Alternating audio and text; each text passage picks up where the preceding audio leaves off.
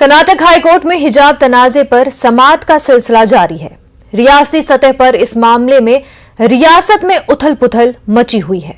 सियासी, समाजी और तालीमी सतह पर भी ये मुद्दा मौज़ूए बहस है। अदालत में दलाइल पेश किए जाने का सिलसिला जारी है। इस बीच मुस्लिम तालिबात हिजाब के हक में मुसलसल एहतजाज कर रही हैं।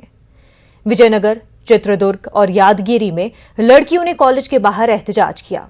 चित्रदुर्ग में तालिबात को हिजाब पहनकर कॉलेज में दाखिल होने की इजाजत नहीं दी गई, लिहाजा तालिबात एहतजाज कॉलेज के बाहर कर रही है और पढ़ाई कॉलेज के बाहर कर रही हैं।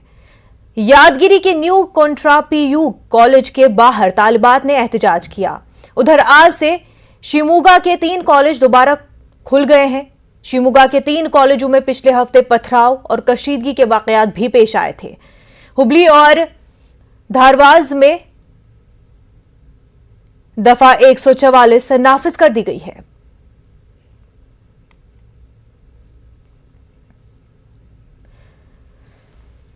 तो लगातार हिजाब मामले को लेकर के कशीदगी बनी हुई है। आपको बता दें कि कर्नाटक में तालिबात अभी भी एहतजाज कर रही हैं क्योंकि कॉलेज और स्कूल्स में तालिबात को हिजाब के साथ आने पर पाबंदी कर दी गई है।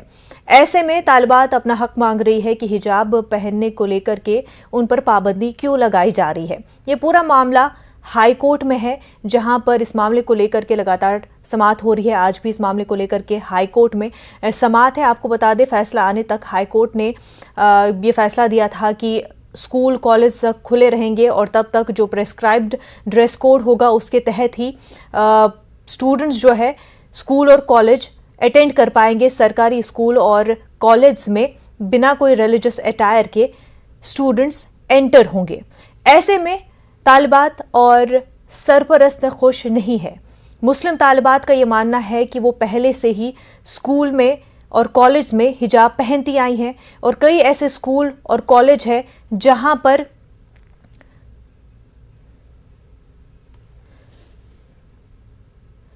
कई कॉलेज और स्कूल ऐसे हैं जहां पर यूनिफॉर्म के कलर के मुताबिक हिजाब प्रेस्क्राइब किया गया है। तो फिर अब अचानक से इस तरह की तब्दीली, ऐसी बैन क्यों? हमारे साथ कांग्रेस लीडर BS रफीउल्लाह साहब जुड़ चुके हैं। खैर मकदम है आपका न्यूज़ 18 उर्दू में। सबसे पहले ये जानना चाहेंगे कि आपका क्या मौक़िफ़ है, कांग्रेस पार्टी का क्या स्टैंड है इस पूरे मामले को लेकर के? मैं सबसे पहले कांग्रेस पार्टी के जिम्मेदार से ज्यादा एक मुसलमान खाइब के हिसाब से बात करना चाहता हूं। ये हम लोग सियासी मोड़ इसको देना नहीं चाहते। एक कौम और मिल्लत के रहनुमा और कौम की जरूरत क्या है और कौम इसमें क्या चाहती है और कुरान हदीस की नजरिया क्या है, इसमें बात करना चाहता हूं। क्योंकि सियासी तौर देकर इसको मैं गुमराह करना नहीं चाहता। जो लोग सियासती तौर देकर इसको फायदा उठाना चाह रहे हैं वो बीजेपी वाले हैं, कांग्रेस वाले नहीं है और ना तो दूसरी कौम है। ये सिर्फ और सिर्फ बीजेपी की नाकामियों को छुपाने के लिए और बीजेपी के कारकर्दगी के सवाल ना उठाए, इसलिए इस मसले को हर बार कुछ ना कुछ हिजाब का मसला हो, गो हत्या का मसला हो, ऐसे कई सारे मसले और मसाइल हैं जो ट्रिपल तलाक से जुड़े हैं। ऐसे कई सारे मसाइलों को उठाकर ये लोग मुसलमानों को भड़काकर और मुसलमानों के नाम पर बदनामी कर कर ये लोग वोट बटोरना चाहते हैं, सेक्युलरिज्म खत्म करना चाहते हैं। मैं इनसे ही सबसे एक सवाल करना चाहता हूं, ये हुकूक जो है इस्लाम की शरीयती हुकूक में एक हुकूक है। आप सल्लल्लाहु अलैहि वसल्लम ने पारा नंबर की कुरान की आयत 20 रफीउल्लाह साहब से हमारा राब्ता मुक़त्ता हो गया, फिर से उनसे राब्ता बनाने की कोशिश करेंगे। बीजेपी तर्जुमान प्रोफेसर अजफर शम्सी साहब हमारे साथ जुड़ चुके हैं। खैर मकदम है आपका। अजफर शम्सी साहब, आप रफीउल्लाह साहब को भी सुन रहे होंगे, तो उन्होंने कहा कि ये राइट जो है मिलना चाहिए स्टूडेंट्स को। क्यों अचानक से इस तरह से बैन किया जा रहा है? क्या बीजेपी अपनी नाकामियों को छुपाने की कोशिश की वजह से या फिर पूरे मामले को डाइवर्ट करने की वजह से इस तरह का जो मामला है उठाया गया है? देखिए, ये वही लोग इन बातों को कर रहे हैं जो घेटो मेंटालिटी के हैं। सबसे बड़ी बात यह है कि ये सारी चीजें लीगल और नियमानुसार है। और नियमानुकूल इसलिए मैं बोल रहा हूं कि जब चूंकि मामला माननीय सर्वोच्च न्यायालय और उच्च न्यायालय में है, उसके बाद इस तरह की बात करना मुझे लगता है कि बहुत ही गैर जिम्मेदाराना बात है। लेट अस वेट, हम लोगों को इंतजार करना चाहिए कि माननीय न्यायालय का क्या आदेश आता है, और उस आदेश के आलोक में, चूंकि हम लोग संविधान से चलने वाले लोग हैं, यह देश संविधान से चलेगा, और जब संविधान से चलना है देश को और मामला न्यायालय में है, तो जो न्यायालय में फैसला होगा उसको मानना चाहिए। दूसरी बात हम ये कहना चाहते हैं जी, दूसरी, मुझे जरा आधा सेकंड बोलने दीजिए। दूसरी बात मैं ये कहना चाहता हूं कि ये जो मुख्तलिफ पार्टियां हैं, इनको एक फोबिया है भारतीय जनता पार्टी का। अरे भाई, इस पूरे देश के अंदर भारतीय जनता पार्टी को जनादेश हिंदुस्तान की जनता ने दिया है। ये किसी के रहमो करम पे नहीं है। ये बोलने से नहीं हो जाएगा कि आप बोलेंगे कि भाई हर कभी देखेंगे तो कांग्रेस वाले कहेंगे कि चुनाव है तो बोल रहे हैं। तो पूरे मुल्क में हर साल कहीं ना कहीं चुनाव होता रहता है। बंगाल में हो रहा था तो कह रहे थे बंगाल में चुनाव हो रहा है, इसलिए ये बात कर रहे हैं।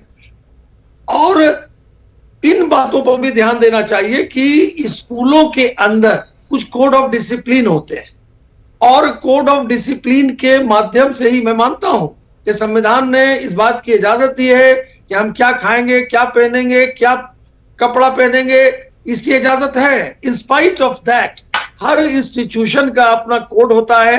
आप लोग भी स्कूल कॉलेजों में पढ़ी होंगी, उसके भी कोड होते हैं। स्कूल में लोग ड्रेस पहन के जाते हैं।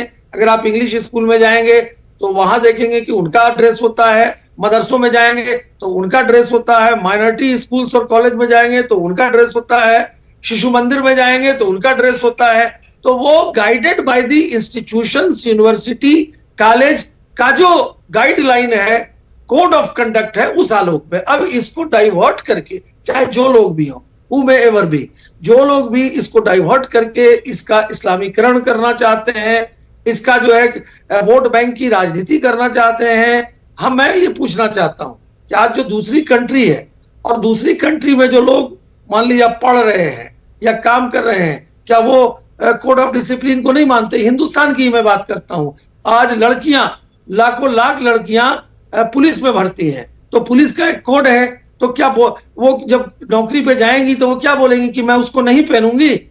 उसी तरह से आर्मी है, आर्मी का एक कोड है, वहां लोग पहनते हैं। तो मुझे लगता है कि एजुकेशनल इंस्टीट्यूशंस की बात हो रही है सर, हम बेसिक एजुकेशनल इंस्टीट्यूशंस की बात कर रहे हैं। यहाँ पर आपने कई पॉइंट यहाँ पर उठाए हैं। आपने बात की कि मामला कोर्ट में है, तो ये कोर्ट फैसला करेंगे, उसका इंतजार करना चाहिए। तो आपका ध्यान जो है केरला हाई कोर्ट की तरफ ले जाते हैं, जहां पर 2015 में और 2016 में कुछ इसी तरह के केसेस आए थे। आमना को लेकर के 2016 में केस आया था, 2015 में आपको बता दें नधा को लेकर के केस आया था, जिसमें केरला के हाई कोर्ट ने ये रूलिंग बताई थी कि आर्टिकल 25 के तहत ये बच्चियां जो है एग्जामिनेशन हॉल में हिजाब पहनकर जा सकती। इनको कानून ये हक देता है कि वो बिल्कुल अपने हिजाब का जो राइट है उसको प्रोफेस कर सकते हैं। कोर्ट की ये बात हुई। आपने उसके बाद बात की कि गवर्नमेंट को तो मैंडेट दिया गया है लोगों ने, लेकिन गवर्नमेंट का फिर राइट भी तो बनता है सर, रिस्पॉन्सिबिलिटी बनती है कि जो कानून है, जो कॉन्स्टिट्यूशन है, उसको गार्ड किया जाए, उसको सेव किया जाए। जो ऑलरेडी लोगों को हुकूक मिले हुए हैं आइन की तरफ से, उनको रेस्पेक्ट करना, उसको प्रोटेक्ट करना भी तो गवर्नमेंट का ही काम है ना सर। उसके बाद आपने कहा कि कोड ऑफ डिसिप्लिन होता है कॉलेज में, स्कूल्स में, लेकिन सर यहां पर बात हो रही है कि जो अब एब्रप्ट चेंज आई, इससे पहले हिजाब पहनती थी, एडमिशन से ही जो कॉलेज है वहां पर पहना जाता था। ये सडन चेंज किया गया है कर्नाटक गवर्नमेंट की तरफ से, जब ऑर्डर आया था 5 फरवरी को, और उसके बाद से ही ये मामला आया जहां पर बोला गया कि कॉलेज कमेटी जो है डिसाइड करेगी कि अब ड्रेस ऑफ कोड क्या होगा, लेकिन एमएलए होते हैं हेड उनके। तो वहां पर कुछ सियासी तरीके से डाइवर्ट नहीं हो रहा है इशू, जो कि आपने अगला पॉइंट बोला कि डाइवर्ट हो रहा है। तो डाइवर्ट और पोलिटिसाइज यहां पर कहीं ना कहीं वहां की लोकल जो पॉलिटिशियंस है वही तो नहीं कर रहे। देखिए, संविधान का पालन मेरे सबको करना है। दोस्त से बात कहना चाहता हूँ, कॉन्स्टिट्यूशन आइन जो है, हिंदुस्तान का आइन, इसकी इज्जत करना हर एक नागरिक का फर्ज है। वही कॉन्स्टिट्यूशन सेक्शन 25 और 26 में इंडिविजुअल हुकूक देता है और इसी के तहत कई सारे मामले कोर्ट में फेवर में हुए हैं। इसी तरह कर्नाटका एक्ट, एजुकेशन एक्ट 1983 में सेक्शन 7, सेक्शन 2, सेक्शन 5 में वेरी क्लियर है कि क्या सिखाना चाहिए बच्चों को, क्या नहीं सिखाना चाहिए और किस तरह से बच्चों को ब्रदरहुड, लाइवहुड, ऐसा किस तरह से इवन खाना अगर देना चाहते हैं तो स्कूलों में देने से, हर चीज अपना आइन ने बताया है। लेकिन अपने आइन को नजरअंदाज कर भगवा शाल डालकर ये लोग अपने स्कूलों के पास झगड़े कराना, अगर इसी तरह है तो इतने सालों से केसरीकरण क्यों इन्होंने डाल के स्कूल के अंदर नहीं गया? अपने बच्चियां तो जमाने से हिजाब पहन के जा रही। हिजाब थोड़ी आज की बात नहीं है, 1450 साल पहले हिजाब की बात आई है। कुरान में है, कुरान के पारा नंबर 22 में है, आयत नंबर 23, 33 और 50 पर 3 और 60 में है, क्लियरली हिजाब के बारे में आप सल्लल्लाहु अलैहि वसल्लम ने बताया। क्या हमें कुरान के ताउल पर चलना चाहिए या बीजेपी वालों के नक्शे कदम पर चलना चाहिए? ये मेरा इनका सवाल है। क्या ये कुरान ठीक है रफीउल्लाह साहब, इस पर असफर शमसी साहब का कमेंट जानेंगे, रिएक्शन उनका जानेंगे। मैं इनसे सवाल करना चाहता हूं। ठीक है रफीउल्लाह साहब, आपने सवाल किया और इस पर हम जवाब भी सुनेंगे असफर शमसी साहब का, लेकिन उससे पहले आप तर्जुमान सर्वेश मिश्रा साहब हमारे साथ जुड़ चुके हैं। खैर मकदम है आपका सर्वेश मिश्रा जी, और साथ ही साथ हमारे साथ वकील अयूब खान साहब भी जुड़ चुके हैं। खैर मकदम है आपका। सबसे पहले सर्वेश जी आप बताएं कि ये जो पूरा मामला है आपका इस पर क्या रुख है? देखिए, पूरा मामला चुनाव को देखते हुए किया गया है और ये जानते हैं कि भारतीय जनता पार्टी हमेशा से ही किसी भी एक इस तरीके की बिना बुनियाद की बहस शुरू कर देती है। पूरे देश में शांति का माहौल था, इसको लेकर कोई भी बवाल नहीं था। बच्चियां अपना स्कूल जा रही थी, स्कूल चल रहे थे। कोरोना के बाद तो स्कूल बहुत दिनों बाद खुले थे, बच्चे बहुत खुश थे स्कूल जाने में। अब ये भारतीय जनता पार्टी ने देखा चलो इनको घर में बांटो, स्कूल में बांटो, ऑफिस में बांटो, हर जगह बांटने की राजनीति भारतीय जनता पार्टी करती है। और इनको उत्तर प्रदेश के चुनाव में कोई मुद्दा मिला नहीं था। उत्तर प्रदेश में भारतीय जनता पार्टी की बहुत बड़ी हार होने जा रही है। इस हार से घबराए इस तरह की चर्चाओं को देते आ रहे हैं और वो इसके लिए ऐसा नहीं है कि वो सिर्फ देखिए जी, जहां जहां भारतीय जनता पार्टी की सरकार है वहां वहां इस तरीके की बहसें आ रही हैं। उत्तर प्रदेश में हार के डर से भारतीय जनता पार्टी हिजाब का ये मुद्दा लेकर आई है। नहीं तो देखिए इस मामले में कोई भी कहीं भी दिक्कत नहीं। इतने समय से बच्चे स्कूल जाते हैं। मैं भी लखनऊ के नेशनल पीजी कॉलेज में पढ़ा हूं जहां यूनिफॉर्म लगती है, जहां पे कॉलेज में भी यूनिफॉर्म लगता है और उस यूनिफॉर्म में भी ढेर सारे ऐसे हमारे दोस्त जो हिजाब पहन के आते थे या लपेट के आते थे, तो कोई दिक्कत नहीं थी, बड़ा अच्छा था, हमेशा से अच्छा रहा है। लेकिन ये पूरे के पूरी तरीके से आप ये समझ जाएंगी कि ये देश में सभी बहन बेटियों को एक समान मानने वाले लोग नहीं है।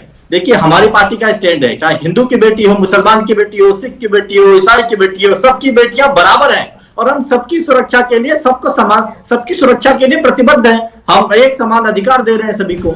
जी बिल्कुल। अयूब खान साहब ये बता दें कि अगर हम लीगली इस चीज को देखें तो कॉन्स्टिट्यूशन क्या कहता है इस पूरे मामले को लेकर के? क्या राइट है कि जो बच्चियां हैं, जो स्टूडेंट्स हैं, वो कॉलेज और स्कूल कैंपसेस में हिजाब पहन सकते हैं कि नहीं?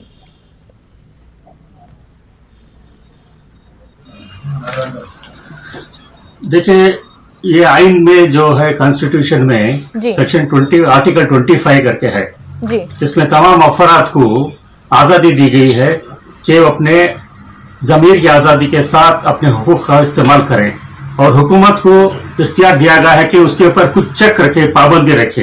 और पाबंदी किस बात की है कि वो जो भी हक के इस्तेमाल करते हैं वहां पे अगर लिबास के मामले में हो या कुछ और हो, ये अमन अमा के खिलाफ ना हो और ये अखलाकी तौर पर बुरा ना हो और किसी के साथ शिकायत ना हो जी।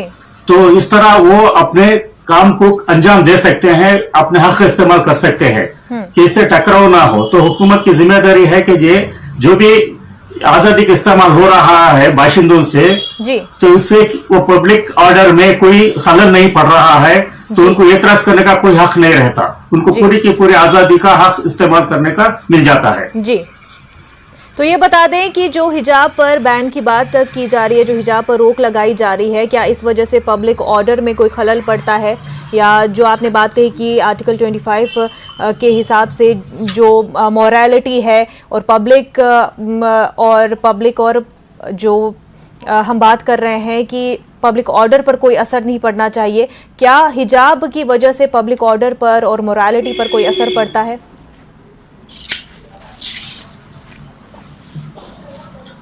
यही तो तनाज़ा है कि अब तक हिजाब पहनकर लड़कियां क्लास अटेंड कर रही थी, कॉलेज स्कूल जा रही थी, तो कहीं किसी ने शिकायत नहीं की, कहीं कभी इसका मौजू नहीं उठा।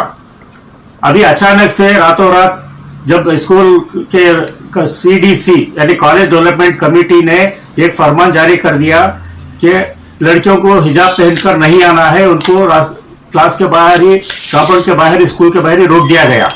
तो जब भी कोई कानून, कोई फरमान, कोई ऑर्डर जारी किया जाता है तो उसको टेस्ट में रखते हैं कि अगर ये किस बुनियाद पे ये ऑर्डर आया, अगर ये आइन के खिलाफ है तो उसको झुतला दिया जाता है, अदालतों के जरिए हो या हुकूमत के जरिए हो। अभी क्या है, जो CDC ने जो फरमान जारी किया वो बिल्कुल गैर आईनी है, इसी का मुद्दा पे ये अदालत में कार्रवाई चल रही है। तो जो ऑर्डर आया है ये गैर कानूनी है, इस पर बात करेंगे। पहले ये सुन लेते हैं कि असदुद्दीन ओवैसी और मुख्तार अंसारी का इस पूरे मामले पर क्या कुछ कहना है। देखिए, ये जो हिजाब का सांप्रदायिक हाहाकार है वो हिंदुस्तान के संस्कृति और संविधान पर शुद्ध रूप से वार है, और जो हिजाब का ये सांप्रदायिक हाहाकार करके इस देश की संस्कृति, इस देश के संविधान, इस देश की के संकल्प पर वार करने की कोशिश कर रहे हैं, वो कभी सफल नहीं होंगे। हिजाब पर न कोई रोक है न टोक है। आप जो है वो बाजार में हिजाब पहन के जाइए, किसी ने नहीं रोका। उन देशों की तरह नहीं है जिन देशों ने कि सभी जगहों पे रोक दिया, सार्वजनिक स्थलों पे।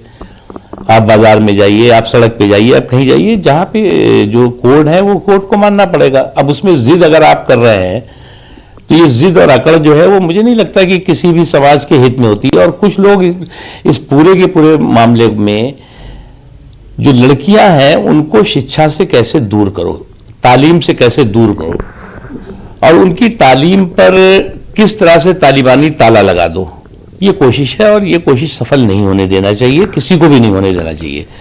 मामला कोर्ट में है, कोर्ट जो निर्णय करेगा सभी लोगों को देखना चाहिए। हम इनसे ये कह रहे हैं कि आप संविधान में जो फंडामेंटल राइट्स जो दिए गए हैं भारत के हर नागरिक को, उसको आप दीजिए। और ये जो कर्नाटक में हिजाब का जो इशू खड़ा हुआ वो बीजेपी ने उसको खड़ा किया है। वो 6 लड़कियां तो पहले से हिजाब पहन कर आ रही थी, वो ने अभी नहीं शुरू किया था उन्होंने। तो अब पहले से आपने उनको खामखा आपने एक रूल बनाया और उनको रोक दिया, और वहीं से तनाज़ा बीजेपी ने खड़ा किया, कंट्रोवर्सी बीजेपी ने खड़ा की है। और अगर वो कोई लड़की अगर हिजाब या निकाब या दुपट्टा या जीन्स पैंट पहनती है तो इससे इन लोगों को तकलीफ क्यों हो रही है? तकलीफ आपको क्यों हो रही है? इससे आपको हार्म, किसी को हार्म हो रहा है? भाई सर पर अगर कोई पहन रहा है तो इस पर हार्म तो नहीं होना चाहिए ना। और वो कहाँ जा रही हैं? वो एक ऐसी जगह जा रहे हैं जहाँ पर शिक्षा हासिल करने के लिए जा रही हैं, ताकतवर बनने के लिए जा रही हैं, तो आप उनको रोक रहे हैं। तो इससे नरेंद्र मोदी देश के प्रधानमंत्री का स्टेटमेंट एक खोखला साबित होता है जब वो कह रहे हैं कि उत्तर प्रदेश में हमको मुस्लिम महिलाओं ने वोट दिया। अरे भाई, हिमाचल में आपकी सरकार है, वहाँ पर आपने कानून बना दिया। मध्य प्रदेश में आपकी बीजेपी की सरकार है, वहाँ पर कानून बना दिया। कर्नाटक में आपकी सरकार है, तो आप मुस्लिम महिलाओं को उनकी सुरक्षा छोड़िए, उनको तो आप एम्पावर भी करना नहीं चाह रहे, उनको तालीम के जेवर से आरास्ता नहीं देखना चाह रहे हैं। तो ये असल बीजेपी का चेहरा है जो देश देख रहा है। मुख्तार अब्बास नकवी और असदुद्दीन ओवैसी इस पूरे मामले को लेकर के बयान दे रहे थे।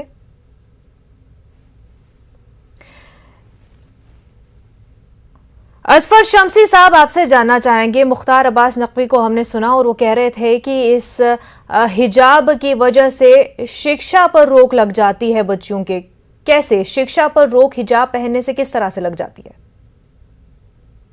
इसमें कहीं दो राय नहीं है। यह सरकार जो है वो महिला सशक्तिकरण की सरकार है और महिलाओं को आगे बढ़ाने के लिए हमारे जो देश के यशस्वी प्रधानमंत्री हैं उनकी पूरी कोशिश और काविश है। और शायद यही नतीजा था कि जब ट्रिपल तलाक की बात आई उस पर भी लोगों ने हो हल्ला मचाने की बात की, लेकिन आपने देखा कि किस तरह से जो मुस्लिम महिलाएं थी और खास करके यंगस्टर्स मुस्लिम महिलाएं थी, उसने इसको सपोर्ट किया और काफी संख्या में भारतीय जनता पार्टी को वोट भी मिला। तो ये लोग तो जब भी कोई अच्छा काम होता है, लैंडमार्क काम होता है, तो लैंडमार्क काम का विरोध करते हैं, नंबर 1। और ये सही कहा है नकवी साहब ने कि ये लोग औरतों को उसी तरह से रखना चाहते हैं जो पुराने जमाने के अंदर में आप जाकर के देखेंगे कि अरब कंट्रीज में था, क्या हालत थी अरब कंट्रीज की। और केवल वो नारा दे करके और उसका दुरुपयोग करके इस्लाम का, अरे भाई हिजाब रखने में कहां किसी को कोई आपत्ति है, लोग रखते ही हैं, पहनते ही हैं। और लेकिन अगर इंस्टीट्यूशंस के अंदर कोई उसका कोड है, कोई डिसिप्लिन है, और उस डिसिप्लिन के लिए यूनिवर्सिटी और कॉलेजेस ही उसको तय करते हैं, तो उसका ये भी कोड, ये डिसिप्लिन अभी अभी लाया जा रहा है, ये अभी अभी लाया गया है, ये नहीं था। और आप जो बात कर रहे हैं कि वुमेन एम्पावरमेंट की, वुमेन इक्वालिटी की, आपको याद दिला दे फ्रांस ने भी इसी तरह का एक बैन किया था बुर्के पर, व्हील पर, और ऐसा ही एक लॉ लाया गया था फ्रांस की जानिब से। और इस तरह के लॉ ने कोई अच्छा काम नहीं किया था फ्रांस के लिए। आपको बता दें फिर 2018 में ये पूरा मामला यूनाइटेड नेशंस में चला गया था, जहां पर ह्यूमन राइट्स कमेटी ने इस पूरे मामले को देखा, इस पर बहस छिड़ी, तो उन्होंने इस लॉ को इलीगल करार दिया। और जो international court of human rights law है, कहा कि जो हुकूक इंटरनेशनल राइट्स की तरफ से मिलते हैं तमाम तर लोगों को, ये उसके वायलेशन में है। सर मैडम, मैं आपको बार बार कह रहा हूं कि हमारे कमाल पाशा दोस्त बता रहे हैं कमाल पाशा, इक्वालिटी, अरे आप रुक जाइए ना भाई, मैं बच्चों बोल की रहा हूं पढ़ाई फिर आप के बोल रहे बारे हैं। में, तो अगर मुस्तफा एजुकेशन कमाल देना पाशा चाहते हैं जब तो ये थे कभी रूल बनाते नहीं वहां थे। पर थे, तो उन्होंने अपने क्या क्या किया था, उन्होंने अपने मुल्क को आगे बढ़ाने के लिए, अपने मुल्क को मॉडर्नाइज बनाने के लिए मुस्तफा कमाल पाशा ने क्या किया? आगे बढ़ने का मतलब हिजाब बैन करना नहीं है सर, नहीं नहीं नहीं नहीं, ये राइट ऑफ चॉइस पे आता है। अरे लेकिन राइट ऑफ चॉइस पुलिस में नहीं होगा, आर्मी में नहीं होगा। हम किसकी बात कर रहे हैं? लेकिन हम एजुकेशनल इंस्टीट्यूशंस की बात कर रहे हैं ना सर। हाँ तो फिर जहाँ पर पहले से ही पहनते आ रही है। एजुकेशन इंस्टीट्यूशन सर, जहाँ पर डाइवर्सिटी सीखते हैं, जहाँ पर इक्वालिटी सीखते हैं, और इक्वालिटी का मतलब सबको राइट मिलना चाहिए, फ्रीडम ऑफ रिलीजन उसको प्रोफेस करने का, उस पर अमल करने का। भाई बिल्कुल मिलना चाहिए, लेकिन कोई चीज जो है वो ट्रेडिशन नहीं हो सकता। अरे आप लोग बेटी पढ़ाओ बेटी पढ़ाओ सरकार वाली सरकार है, बोलते रहिए, अगला होता तो इससे रूल नहीं बनाता था। अयूब खान साहब, सरकार बन रही है, देश में बन रही है, उत्तर प्रदेश इंडियन कॉन्स्टिट्यूशन के आर्टिकल 25 के हिसाब से और इंटरनेशनल ह्यूमन राइट्स लॉ के हिसाब से भी ये जो पूरा मामला है, ये जो बैन है, ये इलीगल साबित होती है, वायलेशन साबित होती है। ऐसे में जो ये बहस छेड़ रहे हैं कि इससे जो है वुमेन एम्पावरमेंट होगी हिजाब बैन से, ये किस तरह से मुमकिन है?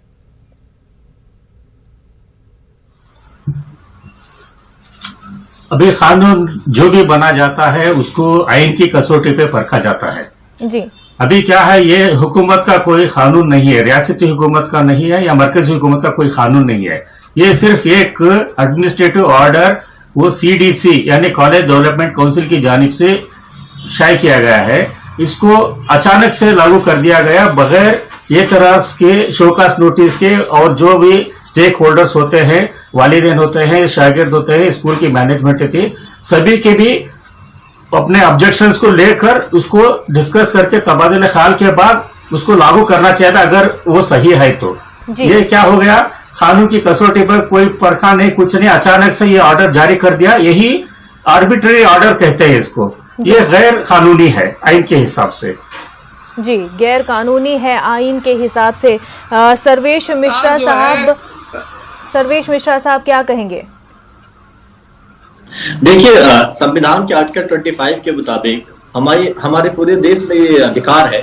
और देखिए, जहाँ की हमारी भारतीय संस्कृति विभिन्नता में एकता वाली संस्कृति है, और ढेर सारे अलग अलग विभिन्नताओं वाली हमारी संस्कृति है, और हम डाइवर्सिटी को एक्सेप्ट करते हैं। ऐसे में भी इस तरीके की चर्चाएं बेहद ही निंदनीय है, और भी पूरी तरीके से देखिए हमें मानना पड़ेगा कि भारतीय जनता पार्टी के अंदर एक कला है, वो विशेष रूप की कला है। वो हमें कपड़ों पे बांट सकते हैं, वो हमें धर्म पे बांट सकते हैं, वो हमें शब्द पे बांट सकते हैं, वो हमें सड़क के नाम पे बांट सकते हैं। उनके अंदर एक बांटने की शक्ति है और वो बांटने की राजनीति करते हैं हम लोग। और इसके लिए आपने देखा होगा अभी कर्नाटका में उन्होंने किराए के गुंडे बुलाए और किराए के गुंडे इस तरीके के काम कर रहे थे।